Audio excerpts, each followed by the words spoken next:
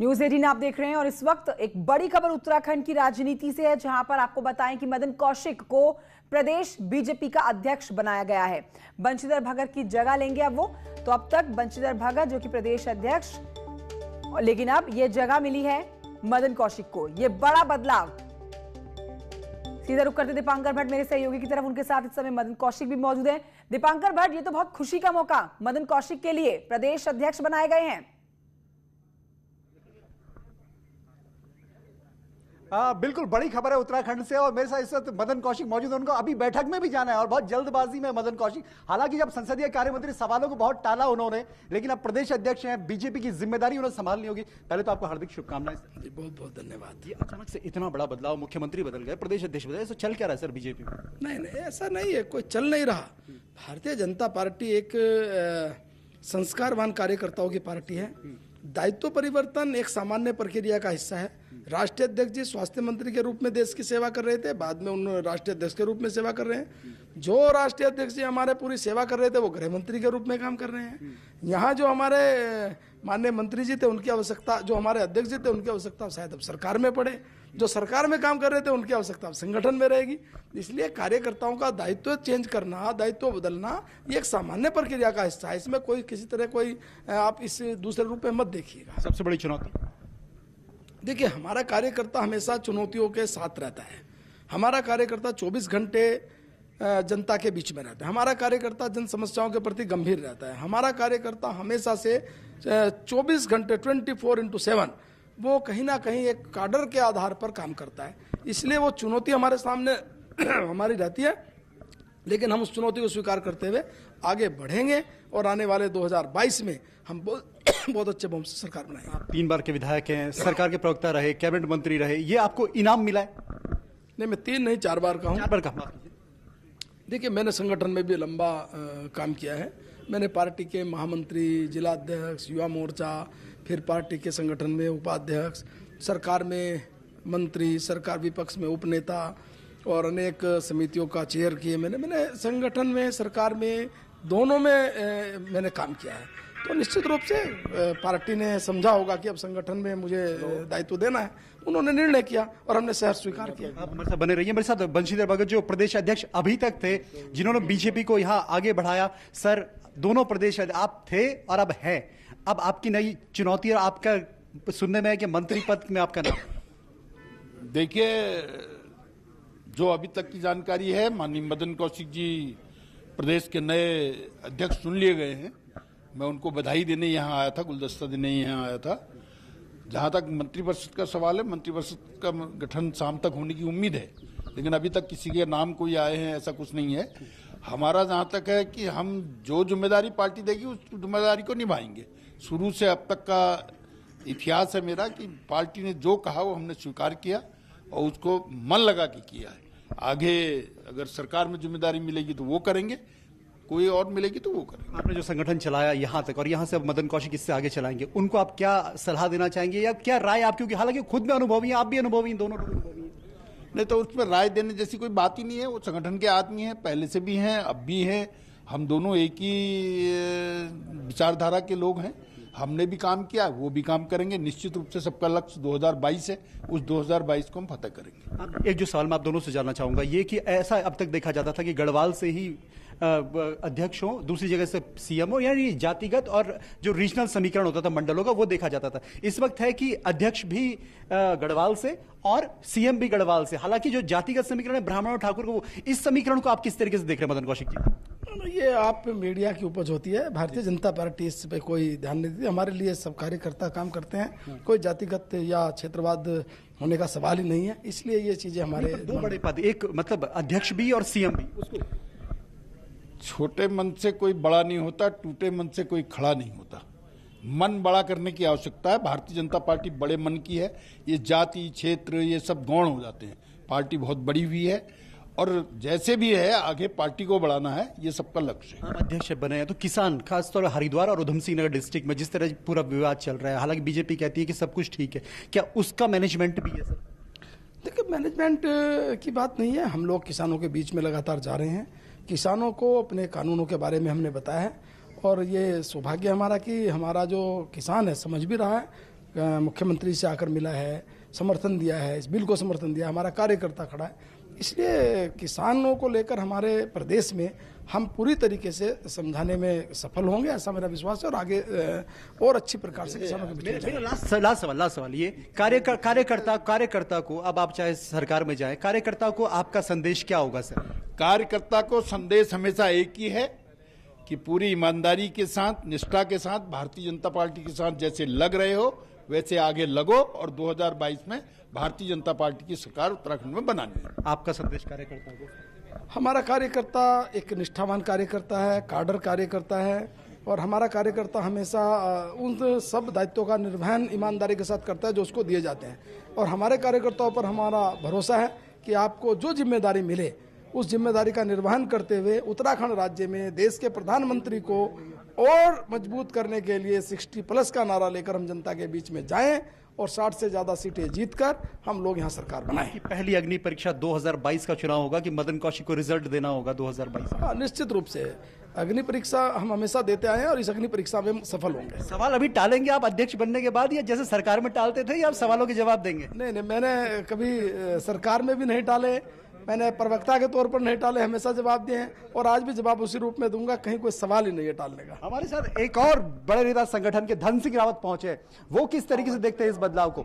आप संगठन मंत्री भी रहे, आप राज्य मंत्री भी हैं, आप तो संगठन का एक कद्दावर नेता भी माना जाता है। इस बड़े बदलाव को, मुख्यमंत्री का बदलना और प्रदेश अध्यक्ष का, इसे आप कैसे देखते हैं सर? देखिए, सबसे पहले तो मैं अभी अपने प्रदेश अध्यक्ष जी का आभार व्यक्त करना चाहता हूँ कि अभी 15 मिनट पहले जो है उनकी नियुक्ति हुई है, और मैं कह सकता हूँ वो कि पार्टी के जिला अध्यक्ष रहे हैं और हर कैबिनेट में वो जो है मंत्री रहे हैं, और बहुत ही समझदार नेता हैं, कद्दावर नेता हैं, पूरे उत्तराखंड की नब्ज जानते हैं और उन पे पूरा कैलिबर है। और मैं कह सकता हूं कि उनके नेतृत्व में भारतीय जनता पार्टी 60+ सीटें जीती। आप दोनों की सरकारी आवाज भी आमने सामने है और इस वक्त आप दोनों भी आमने सामने हैं, तो संगठन में यही तालमेल हमें कार्यकर्ताओं में भी दिखेगा, नेताओं में भी दिखेगा। और धन सिंह रावत जी, एक सवाल मेरा आपसे कि एक ही जगह से गढ़वाल से ही मुख्यमंत्री का होना, गढ़वाल से ही अध्यक्ष का होना, एक का ब्राह्मण एक का ठाकुर होना, ये समीकरण आज तक नहीं देखे गए थे, अब देखे जा रहे हैं, ये क्यों? देखिए, यहाँ ना गढ़वाल है ना कुमाऊं है। यहाँ यह है कि जो कार्यकर्ता जो है निष्ठा से काम करता है, जो कार्यकर्ता पार्टी को आगे बढ़ा सकता है, मैं कह सकता हूँ कि माननीय मदन कौशिक जी पूरे उत्तराखंड के नेता हैं। आप उनको गढ़वाल और कुमाऊं में क्यों बांटना चाहते हैं? मैं कह सकता हूँ कि पिथौरागढ़ से लेके और अस्कोट से लेके आराकोट तक हर गांव का कार्यकर्ता मदन कौशिक जी के आज अध्यक्ष बनने से बहुत खुश है। जब मैं खुश हूं तो आम कार्यकर्ता कितना खुश होगा, दे सकता है। नहीं, वो बात सही है, लेकिन अभी तक जो सरकारें रही, चाहे भुवनचंद खंडूरी सरकार हो, निशंक गवर्नमेंट हो, भगत सिंह कोश्यारी गवर्नमेंट हो, इवन कांग्रेस की सरकारें भी रही हो, हमेशा ये बैलेंस देखा गया, गढ़वाल कुमाऊं ठाकुर ब्राह्मण, ये बैलेंस हमेशा देखा। इस बार इतना बड़ा परिवर्तन क्यों सर? देखो, यही बीजेपी की विशिष्ट पहचान है कि भारतीय जनता पार्टी में कार्यकर्ता आधारित पार्टी है और जो कार्यकर्ता अच्छा काम करता है उसको अच्छा ओहदा दिया जाता है।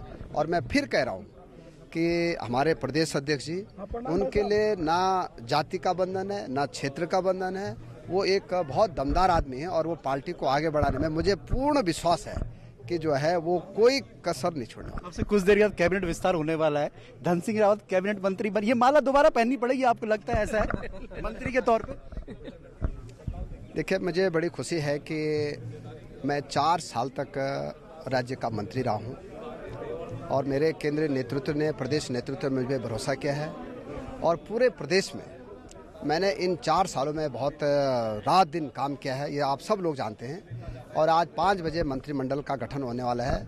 चूंकि ये मुख्यमंत्री का विशेषाधिकार है वो कि किसको मंत्री बनाएंगे, जो भी मंत्री बनेंगे मेरी ओर से सबको शुभकामनाएं। आपको फोन आया नहीं आया?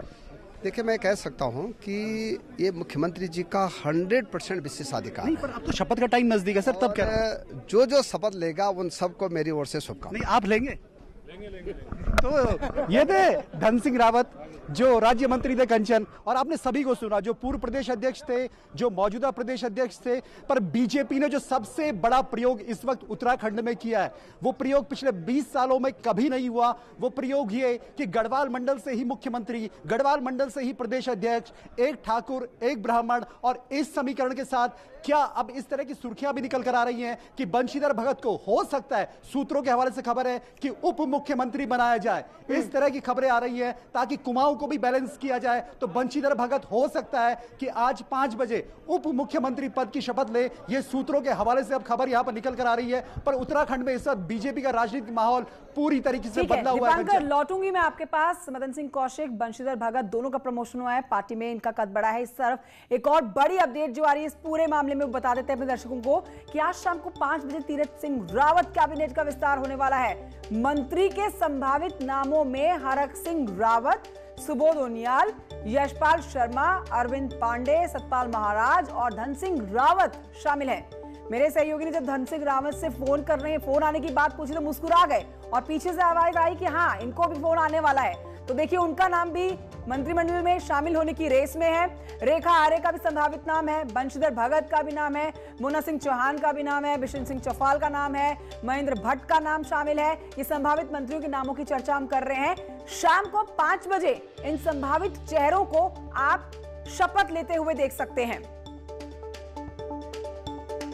और आइए सबसे पहले चलते हैं दिल्ली की तरफ, जहां से राजीव तिवारी मेरे साथ, मेरे सहयोगी मौजूद है। राजीव तिवारी, संभावित नाम हम बता रहे हैं, आप राष्ट्रीय राजधानी में इस समय मौजूद हैं। आपसे जानना चाहेंगे आपके सोर्सेस क्या बता रहे हैं। जो नाम हम बता रहे हैं संभावित, ये नाम शाम को 5 बजे मंत्री पद की शपथ लेने वाले हैं। बिल्कुल आपने सही कहा, क्योंकि ये जो नाम आपने गिनाया है इसमें सभी लोग पिछली सरकार में मंत्री थे। लेकिन कल जब यहाँ पे मदन कौशिक पहुँचे हुए थे तो जब उनसे बात की गई तो उन्होंने कहा कि यह जो मंत्रिमंडल गठित होगा इसमें पुराने चेहरों के साथ नए चेहरों को भी मौका मिलेगा। मतलब बहुत से ऐसे विधायक थे या उम्मीद लगा के बैठे थे कि उनको भी मुख्यमंत्री बनने का मौका मिल सकता है, क्योंकि तमाम नामों का दौर चल रहा था। तो उनको मनाने की एक कोशिश होगी। जो जनाधार वाले नेता हैं, दूसरे सीटों को भी प्रभावित कर सकते हैं, तो उनको मंत्रिमंडल में उनको भी शामिल किया जा सकता है। तो तमाम ऐसे नाम हैं, लगभग 15 ऐसे विधायक हैं माना जा रहा है कि जो उम्मीद कर रहे थे कि उनको बड़ा मौका मिलने वाला है, लेकिन उनको नहीं मिल पाया है। तो उनमें से कुछ जो बेहतर लोग होंगे, जो बेहतर काम करते हैं, उनको इस नए मंत्रिमंडल में जगह मिल सकती है। साथ ही पार्टी ने मदन कौशिक को जो बड़ी जिम्मेदारी दी है, क्योंकि मदन कौशिक की अगर बात की जाए तो ये सरकार में संकट मोचक की भूमिका में रहे हैं। चाहे अगर बात की जाए 2008 की अगर बात की जाए, जब खंडूरी जी की सरकार थी और उस समय पार्टी में शीत युद्ध चल रहा था और उसके बाद निशंक जी को मौका दिया गया, तो उस समय खंडूरी जी के साथ रहे लगातार और आगे का रोड मैप सारा इन्होंने तैयार किया था। और अब दीपांकर की तरफ जाना चाहेंगे, उनके साथ मदन सिंह भी मौजूद थे, उनके साथ बंशीधर भगत भी मौजूद थे। दीपांकर, देखिए मदन सिंह को तो गुड न्यूज मिल गई, अब शाम तक हो सकता है कि बंशीधर भगत जी को गुड न्यूज मिल जाए। और आपके साथ मौजूद थे धन सिंह रावत, उनसे भी जब सवाल पूछा गया कि उनको भी मंत्री पद के लिए कॉल आने वाला है तो चेहरे पर उनके ऊपर भी मुस्कुराहट थी। तो मान के चल सकते हैं ये 2 नाम शाम को 5 बजे शपथ लेते हुए नजर आएंगे। बिल्कुल, जो त्रिवेंद्र रावत कैबिनेट थी उसमें मुख्यमंत्री बदल दिए गए हैं, तीरथ सिंह रावत नए मुख्यमंत्री हैं। इसके अलावा मदन कौशिक अब अध्यक्ष हो चुके हैं, तो साफ है कि बंशीधर भगत ने उनको इस्तीफा हो चुका है प्रदेश अध्यक्ष पद से। अब बंशीधर भगत यहां पर जो खबरें आ रही सूत्रों के हवाले से, क्योंकि सीएम और प्रदेश अध्यक्ष एक मंडल से हैं, इसलिए दूसरे मंडल के समीकरणों को बैलेंस करने के लिए यहां पर बंशीधर भगत को डिप्टी सीएम बनाया जा सकता है, ये सूत्र दावा कर रहे हैं। इसके अलावा सतपाल महाराज, हरक सिंह रावत, यशपाल आर्य, सुबोध उनियाल, अरविंद पांडे, रेखा आर्य, ये पुरानी कैबिनेट के मंत्री हैं। और जो नए नाम इस वक्त चर्चाओं में है उनमें बिशन सिंह चौफाल जो डीडी हाट से आते हैं, इसके काला ढूंगी से बंशीधर भगत, इसके अलावा बद्रीनाथ सीट से महेंद्र भट्ट और मुन्ना सिंह चौहान जो विकासनगर से विधायक हैं बीजेपी के, उनको यहां पर नई कैबिनेट में जगह मिल सकती है। यानी 7 पुराने चेहरे, 4 नए चेहरे और मुख्यमंत्री तो नए है ही कंचन। ठीक है दीपांकर, बहुत शुक्रिया आपका। राजीव, आपका भी बहुत शुक्रिया, हमने संभावित नाम अपने दर्शकों को बताए हैं। शाम के 5 ब्रेक के बाद स्वागत है। आपको बताते हैं मुरादाबाद में गुरुवार को समाजवादी पार्टी के कार्यक्रम में पत्रकारों के साथ जो धक्का मुक्की हुई है, इस मामले पर डिप्टी सीएम केशव प्रसाद मौर्य ने अखिलेश यादव पर निशाना साधा। उन्होंने ट्वीट करके कहा है कि श्री अखिलेश यादव जी, पत्रकारों के साथ ये क्या हो रहा है। ये सवाल पूछा गया है डिप्टी सीएम केशव प्रसाद मौर्य की तरफ से अखिलेश यादव से कि आखिर ये क्या हो रहा है। हमने आपको तस्वीरें दिखाई थी, बाकायदा न्यूज 18 के पत्रकार के साथ धक्का मुक्की की तस्वीरें हमने आपको दिखाई थी कि किस तरह से समाजवादी पार्टी के कार्यकर्ताओं ने कार्यक्रम के दौरान पत्रकारों के साथ धक्का मुक्की की। पहले उनको वहां बुलाया गया और फिर उनके साथ धक्का मुक्की की गई और ये सब हुआ पूर्व मुख्यमंत्री समाजवादी पार्टी के अध्यक्ष अखिलेश यादव के सामने। और इसी पर केशव प्रसाद मौर्य का यह सवाल है कि अखिलेश यादव जी पत्रकारों के साथ ये क्या हो रहा है। इस बीच आपको यह भी बता देते हैं कि मुख्यमंत्री योगी आदित्यनाथ के मीडिया सलाहकार मृत्युंजय कुमार ने सुबह ट्वीट किया। उन्होंने मुरादाबाद की इस घटना पर ट्वीट करते हुए अखिलेश यादव पर ही निशाना साधा। उन्होंने कहा कि एक तो पत्रकारों को अपनी सभा में बुलाकर पिटवाते हो और फिर उनकी शिकायत करने पर उन्हें भाजपा का एजेंट बताते हो। इतना निर्दयता आखिर कहां से लाते हो? तो यह सवाल भी अखिलेश यादव से पूछा गया। अब आपको यहां पर एक और ट्वीट दिखाते हैं। यहां पर बीजेपी प्रवक्ता चंद्रमोहन की हम बात कर रहे हैं। इन्होंने भी ट्वीट करते हुए अखिलेश यादव पर निशाना साधा। आप देख रहे हैं उनका ट्विटर हैंडल, जहां पर चंद्रमोहन ने लिखा है कि इसलिए कहते हैं टोपी वाले गुंडे हैं। मुरादाबाद में सवाल पूछने पर न्यूज 18 के पत्रकार पर भड़के अखिलेश यादव जी। तो सबका निशाना अखिलेश यादव पर इसलिए है क्योंकि अखिलेश यादव की मौजूदगी में ही पत्रकारों के साथ समाजवादी पार्टी के कार्यकर्ताओं ने धक्का मुक्की की और ये सब तस्वीरें कैमरे में कैद भी हुई हैं।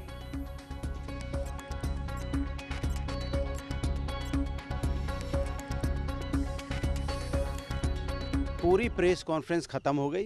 प्रेस कॉन्फ्रेंस खत्म होने के बाद जब समाजवादी पार्टी के राष्ट्रीय अध्यक्ष जा रहे थे, तो जब सारे सवाल आपने पूछ लिए गए, प्रेस कॉन्फ्रेंस पूरी ख़त्म हो गई, उसके बाद जब उनको जा रहे हैं तो आप देखते हो जहां वो होते हैं वहां पे समाजवादी पार्टी और उनके कार्यकर्ता जो पार्टी के हैं, बहुत भीड़ होती है वहां पे, पब्लिक आती है मिलने के लिए।